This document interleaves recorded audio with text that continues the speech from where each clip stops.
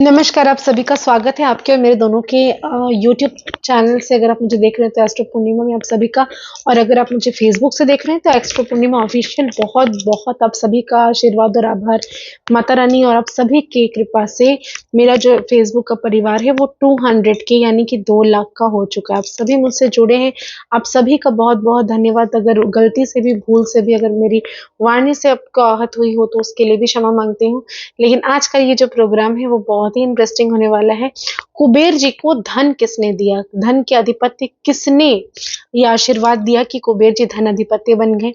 ये तो वैसे तो रावण के सौतेले भाई हैं कुबेर जी, और उन वो ना मतलब बहुत ज्यादा चोरी वगैरह करने लगे थे, तो शिव मंदिर में चोरी की ही मंशा से वो गए थे।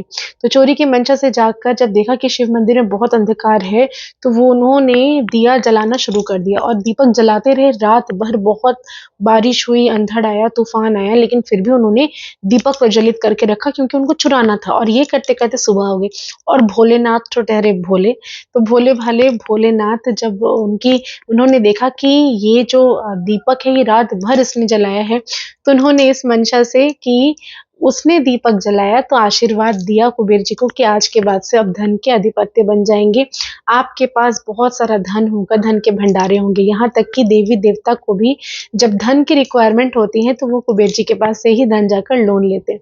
तो ये आशीर्वाद शिव जी ने दिया था। किस दिन दिया था? त्रयोदशी के दिन, यानी कि प्रदोष के दिन। जी हाँ, महीने में पड़ती है 2 प्रदोष। तो आज हम बात करेंगे किस तरह से धन से संबंधित कोई समस्या अगर आपकी चल रही है तो इस प्रदोष में आप उसको सही कर सकते हैं। या फिर आपको तो आजकल पता ही होगा, अगर आप मेरे साथ जुड़े हैं, मेरे वीडियोस देखते हैं, तो आपको ये तो पता है कि प्रदोष की जो तिथि होती है वो शिव जी को अर्पण हम करते हैं। और 11 तारीख को यानी कि 11 जनवरी 2025 शनिवार का दिन है, तो यानी शनि प्रदोष का दिन है।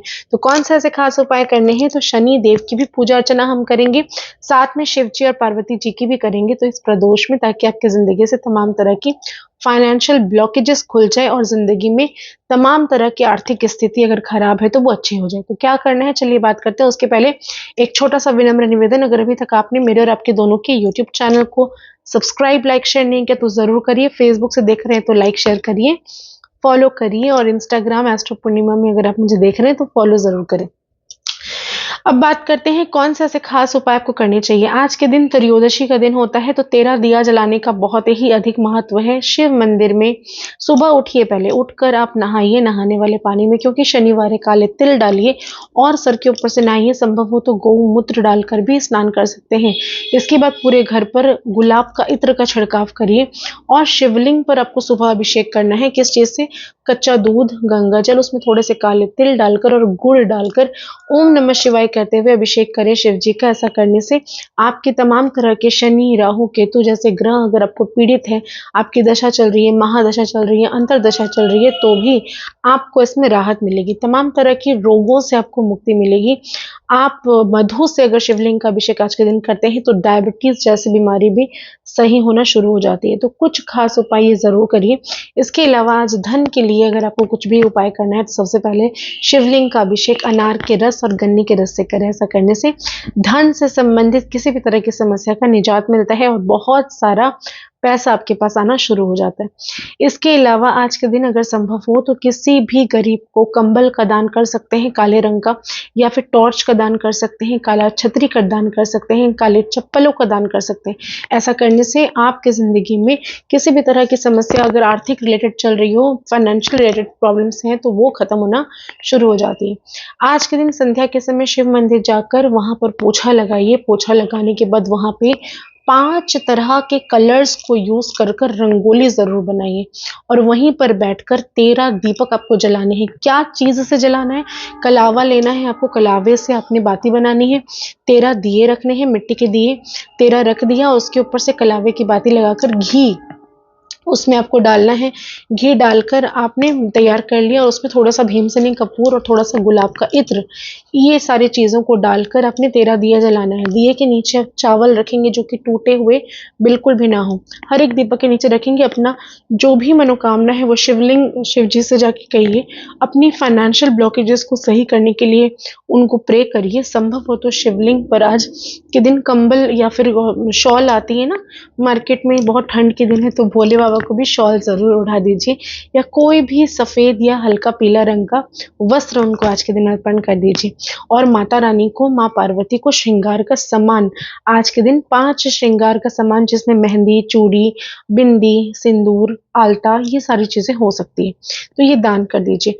उसके बाद जब 13 दीपक जलें तो जलने के बाद वहां पर आप फूल, फल, मिठाई, इन सारी चीजों का भी आप शिवलिंग पर अर्पण कर सकते हैं। तो 13 दीपक वहां जलाइए और उसके साथ एक दीपक और आपको रेडी करनी है जो कि रुई की बाती होगी। 5 बाती रुई की होनी चाहिए, घी डालकर नंदी जी के सामने आपको जलाना है। शिव जी की तरफ देखते हैं नंदी जी, और नंदी जी के समक्ष आप जब दीपक प्रज्वलित करें तो दिया का जो मुंह है वो शिवलिंग की ओर हो, इस बात का जरूर ध्यान रखें। और नंदी जी के कान में, राइट कान में यानी कि दाहिने कान में अपनी मनोकामना जरूर कहिए, उनके पैर जरूर दबाइए। तो ये काम तो आपको करना है। लेकिन ये जो दिन है प्रदोष का, इस दिन शनिवार का दिन है, तो शनिवार का दिन जब हम बात करेंगे तो शनि देव की भी पूजा अर्चना करना अनिवार्य है। सुबह उठकर जब आप अपने घर पर पूजा कर लें तो उसके बाद पीपल के वृक्ष के पास जाइए, मीठा पानी यानी कि कच्चा दूध, गंगा जल, नॉर्मल पानी और उसमें थोड़े से आप काले तिल डालकर ओम नमो भगवते वासुदेवाय या ओम शन शनिश्चराय नमः या ओम नमः शिवाय कहकर पीपल की परिक्रमा 11 बार करिए और उसमें जल अर्पण करें। और वहीं पर 2 सफेद बताशे रख कर चले आए।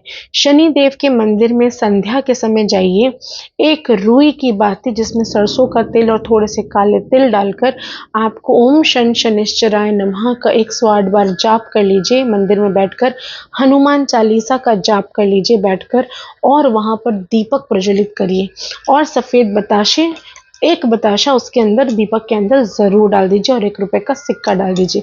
अपनी मनोकामना कहिए। आप देखेंगे किस तरह से आपकी जिंदगी में शनि से संबंधित कोई भी तरह की परेशानी चल रही हो, साढ़े साथी, महादशा, अंतरदशा जो भी चल रही हो, या फिर किसी तरह के फाइनेंशियल ब्लॉकेजेस हो, तो वहां से खुलना शुरू हो जाती है। किसी काम में अगर आपका डिले हो रहा होगा ना, तो वो डिले भी ऑटोमेटिक खत्म हो जाता है। आशा करती हूँ ये जो कुछ उपाय मैंने प्रदोष के बताए हैं ये आपको पसंद आए होंगे। आप जरूर से जरूर करिए। रिजल्ट्स क्या आता है कमेंट में बताइए और हर हर महादेव लिखना ना भूलें। धन्यवाद।